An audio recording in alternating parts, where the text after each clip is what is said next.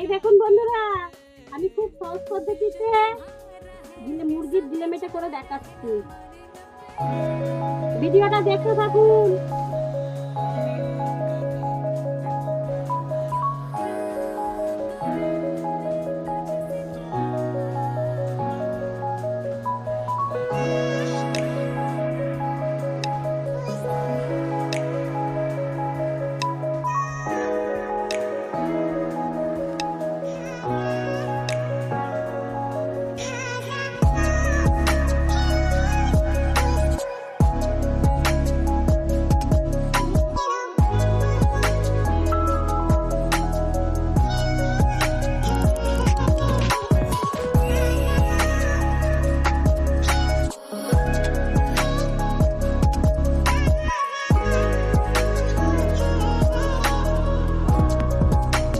দেখুন বন্ধুরা, আমাদের গিলেমেটাটা রেডি হয়ে গেছে।